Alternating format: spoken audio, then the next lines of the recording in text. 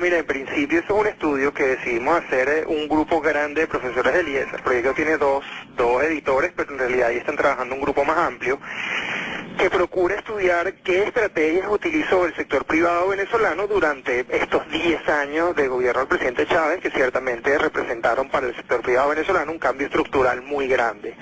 Entonces lo que quisimos hacer en este libro es estudiar cómo el sector privado respondió a ese cambio estructural en términos de estrategia específica. Entonces en el libro y en el evento vas a encontrar un capítulo sobre estrategia de negocios, nos expandimos, no nos expandimos, nos internacionalizamos, no lo hacemos, y vas a encontrar otros, y yo te hablo del mío, que es la estrategia financiera, o sea, que decidieron hacer las empresas en materia de finanzas durante esta década en respuesta a los cambios estructurales que les presentó el entorno. Entonces más o menos un poquito esa es la idea, y como tú dices, en efecto, abarca muchísimas áreas de lo que es la actividad empresarial privada, pero bueno, cada área es abordada por un grupo pequeño de expertos. En mi caso yo trabajé con otros 3 profesores del IES en el capítulo de estrategia de finanzas, estrategia económica de la empresa. Ujú.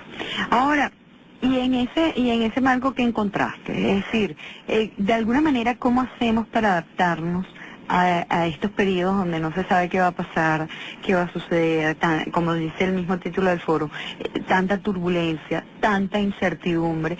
En el medio de este clima tan inesperado, ¿cómo se hace para triunfar? Bueno, fíjate, en materia esa de finanzas, nosotros hemos encontrado algunas cosas interesantes. En primer lugar, nosotros estamos haciendo ese estudio en una época en que el sector privado había experimentado 5 años muy exitosos, que son los años que van del 2004 al 2008. Cualquier empresa privada que tú hayas examinado en ese periodo, debido al boom económico petrolero, el gasto público del gobierno generó cierto nivel de actividad económica, y en el momento en el que eso se hizo, la economía partía de mucha capacidad ociosa, muchos obreros ociosos debido a la situación del paro y la situación 2002-2003. De manera que 2004-2008 es un periodo que para el sector privado es de crecimiento acelerado, y cuando digo acelerado crecimiento es volúmenes de producción, en efecto, que es el crecimiento ese que hemos visto, 18% en el 2004, 10 en el 2005, 10 en el 2006, que se va desacelerando, pero que ciertamente es importante. Entonces lo primero que lo que te quiero aclarar es que esto no necesariamente es cómo el sector privado respondió a la crisis, porque en el momento en que hacemos este estudio aquí no hay crisis, o sea, aquí lo que han pasado son 5 años de un boom gigantesco. Sí descubrimos cosas curiosas, como que en el medio de ese boom de demanda que experimentó el sector privado, Maripili, el sector privado decidió no invertir.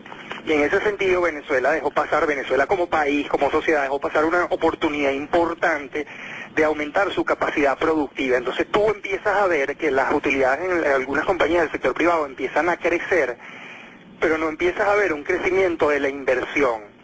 Y entonces eso es lo que provoca que el crecimiento se desacelere, porque imagínatelo, para decírtelo en español, tú tienes una capacidad ociosa en tu planta y yo te empiezo a demandar cosas. Entonces, bueno, tú dices, la capacidad ociosa la tengo, tú empiezas a producir más, pero si no inviertes, la economía venezolana ya hacia el año 2007 estaba operando a 100% de capacidad.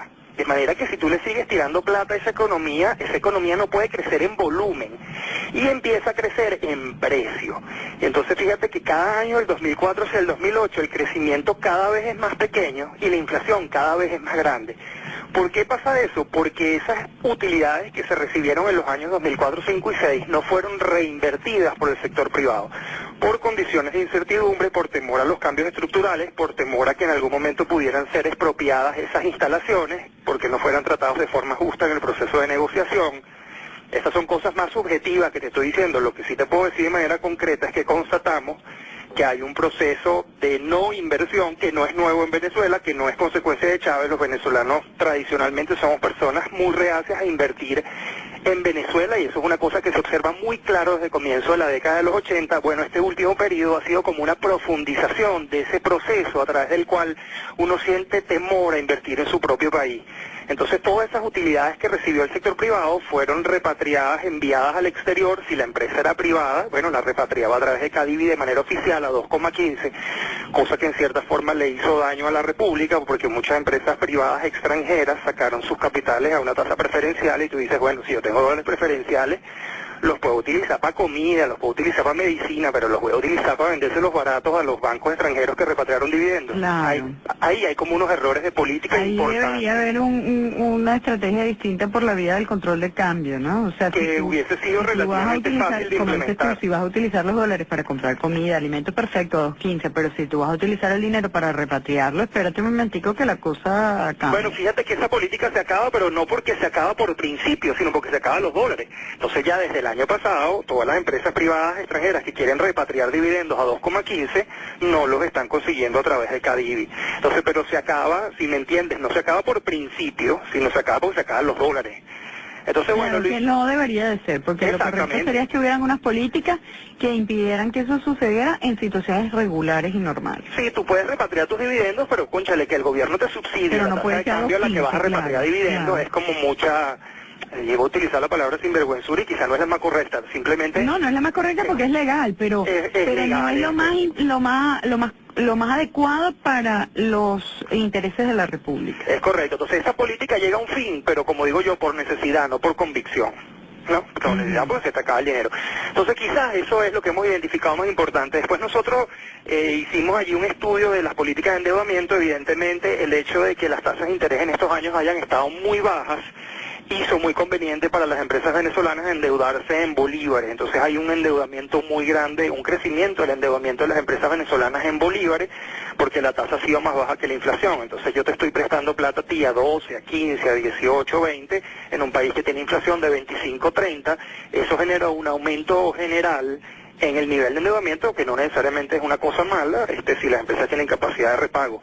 Y otra cosa que empezamos a ver, que también es una práctica del Estado extendida hacia el sector privado, es una demora del pago a los proveedores. O sea, a medida que este proceso de crecimiento se va frenando, que empieza a subir la inflación, y que ese crecimiento de las utilidades que han experimentado las empresas se empieza a frenar, empieza un proceso que también se da a nivel del gobierno y del sector privado de demorar pagos a proveedores. Entonces las empresas se están financiando con las deudas que tienen unas con otras con sus respectivos proveedores, que son deudas que en principio no pagan intereses, pues simplemente tú me mandaste los insumos y yo te digo, mira Maripili, te debo 100 millones de bolívares fuertes, y entonces bueno, esos están ahí, te los debo, empieza a pasar el tiempo y eso en principio no tiene tasa de interés. Eso se ha visto un aumento en la deuda con proveedores, que digo yo, nosotros lo hicimos a nivel del sector privado, pero es evidentemente también una práctica que a raíz de que se frena el crecimiento, la ha presentado también el gobierno.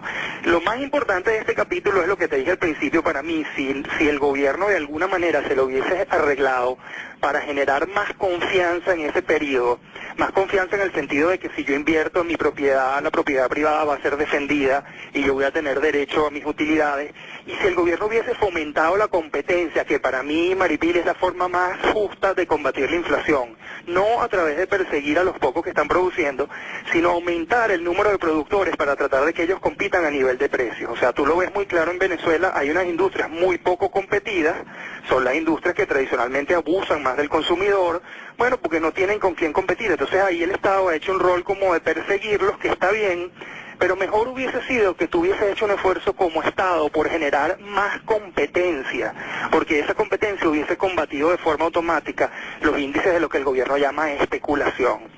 Entonces, eso para mí quizás es la lección más importante, que si hubiese generado un ambiente de un poco más confianza en esos años, fíjate que muchas empresas privadas tenían una demanda brutal que no la satisfacían. Y no la satisfacían porque les daba miedo invertir. Entonces tú la satisfaces solo hasta que tu capacidad de producción se colma.